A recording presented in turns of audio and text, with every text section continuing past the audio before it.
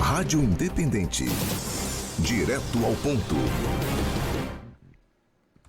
Quadro Direto ao Ponto, no Troca de Ideias para Heineken.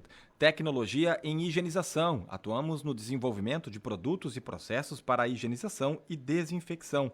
Acesse nossas redes sociais em @Heineken Química. Heineken se escreve Heineken. E hoje conosco, psiquiatra Rafael Moreno, 5 sinais de violência psicológica e como ajudar quem sofre com isso. Que tema importante, interessante, hein, doutor Moreno? Tudo bem? Bom dia. Tudo bem, bom dia. Doutor, então, muito se fala, né, ou talvez até a gente deveria falar mais a respeito dessas violências, né, violência psicológica, a gente comenta violência física, porque se visualiza ela, né, talvez até a gente visualiza com mais frequência, ou enfim. Mas a psicológica, às vezes, a gente sofre e não tem ideia de que isso é uma violência psicológica. Quando alguém fala para a pessoa, isso foi uma violência psicológica, a pessoa diz, não, acho que não deve ser, a pessoa só se enganou, a pessoa, enfim, né, falou algo que não deveria naquele momento. Mas é difícil identificar a violência psicológica? Bom dia. Então, sim, com certeza é mais difícil identificar, porque a violência física e a sexual, em geral, elas deixam marcas visíveis ao olho nu. E a violência psicológica, ela vai deixar marcas, cicatrizes psicológicas no funcionamento de como é que a mente daquela pessoa funciona, como é que a personalidade da pessoa vai se formar, principalmente quando a violência psicológica acontece já na infância, adolescência, onde está tendo a formação da personalidade e aquele indivíduo vai formar uma personalidade voltada para se proteger da violência. Então, com certeza, é bem mais difícil de reconhecer, contudo, ela é muito mais frequente. Tá? Tem pesquisas mostrando que a violência física, ela aí vai pegar, principalmente em infância, ali, em torno de uns 10% das crianças hoje em dia vão ter passado por situações de violência física. Quando a gente fala violência física, é agressão com objetos, agressões mais sérias, tá? E a violência sexual também por volta aí de 10%. Quando a gente fala em abuso psicológico, a gente já tem 1/3 da população adulta relatando que passou por alguma situação na infância de abuso psicológico, ou seja, é muito mais comum. E uma coisa grave também, que quem passa por violência psicológica em casa tende a repetir isso nos relacionamentos, tende a repetir isso no trabalho, tende a se expor em trabalhos onde o chefe, os colegas vão fazer violência emocional e também tende a procurar pares, né, que também vão fazer violência emocional com ela. Né? E os 5 sinais da violência? Quais são eles e como é que a gente pode percebê-los? Então, de acordo com essa matéria da G1, tá, os 5 sinais psicológicos de quem está passando por violência emocional, o primeiro é a perda da essência. Aquele indivíduo que era de um jeito passa a não ser mais daquele jeito, tá? Todo mundo já passou, já teve colegas que aconteceu isso, né? Pô, quando o indivíduo mudou, gostava de fazer aquilo, já não faz mais, tá? Já não manifesta mais as suas ideias. Então isso é um dos primeiros sinais, que é um dos sinais também da depressão. A depressão iniciando, ela também parece dessa forma. O segundo sinal é distanciamento e controle. Então a pessoa vai se distanciando das outras, tá? Vai se isolando cada vez mais e se aproximando mais do violentador, que vai aos poucos assumindo o controle daquela pessoa.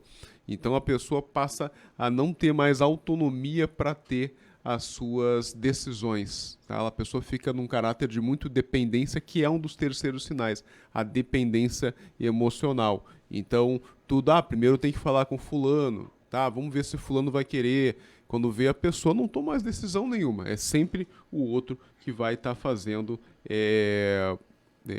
as decisões por ela, né? O terceiro sinal é o que contam e como contam, né? Então as vítimas tendem a contar muito pouco sobre o que está acontecendo. Então é muito comum todo mundo estar vendo que aquela pessoa está sendo dominada pelo agressor e a pergunta para ela, e aí, como é que tá o relacionamento com o tá? Não, tá tudo ok, a gente tá bem, eu gosto dele. A pessoa tende a se silenciar, ela não consegue abordar que está sendo abusada, tá? A questão, como eu falei no outro item, é a dependência emocional e dúvidas. Então a pessoa não consegue mais ter a autonomia. E por último, como se comporta quando está com o parceiro. Então a pessoa às vezes tende a parecer para o público que está tudo bem, tá no relacionamento, parece aquele relacionamento de revista, né, de propaganda de margarina, mas todo mundo sabe que no fundo aquele relacionamento está sendo abusivo, está sendo muito prejudicial, pelo menos para uma das partes. E como é que a gente pode ajudar quando a gente consegue identificar também alguma situação dessas? Porque é muito delicado, né? Chegar para a pessoa e falar, olha, eu acho que está acontecendo isso. A pessoa, não é bem assim, enfim, né? É difícil. Para quem olha de fora, o primeiro reflexo é falar, fulano, cai fora, né? Sai correndo desse relacionamento, mas os especialistas dizem que não é o ideal, porque a pessoa já está um bom tempo com aquilo, a pessoa às vezes está num processo de negação. Você falar que aquela pessoa está abusando dela emocionalmente vai causar estranheza, ela vai se afastar até de ti e ela vai ser uma pessoa... Você é uma pessoa importante para estar alertando ela, então não dá para ser afoito na questão de que a pessoa tem que se afastar logo dela. Então, tem que se aproximar mais, perguntar mais para aquela pessoa, ouvir mais, até para você conseguir ter um embasamento maior de fatos e evidências de que realmente aquela pessoa está abusando daquela pessoa, para a gente conseguir juntar cada vez mais um grupo de pessoas, até da família, irmãos, para a pessoa conseguir realmente se dar conta, tá? Não julgar, tá? E repreender aquela pessoa. Então, de falar palavras rudes para aquela pessoa, julgar o indivíduo também que está junto com ela, tá? Isso também vai fazer com que ela se afaste de ti e você não vai conseguir juntar. Respeitar o ritmo, né, daquela pessoa, vai aos pouquinhos, certo? A importância sempre é que aquela pessoa consiga se convencer de ir para um tratamento, principalmente psicológico, para conseguir reconhecer que aquela relação é abusiva, e aí sim o profissional vai estar ajudando bastante a como fazer esse distanciamento ou até de colocar o limite no relacionamento. Muitas vezes quando o homem que está passando por uma situação abusiva, ele começa a se impor, o outro parceiro tende a começar também a respeitar mais ou realmente optar por não mais seguir com o abuso. Tá? E ajudar com informações, né? Tudo tem limite. Lembrar que na Maria da Penha hoje, não é só violência física. As pessoas ficam muito fixas na Maria da Penha, que a Maria da Penha é violência física.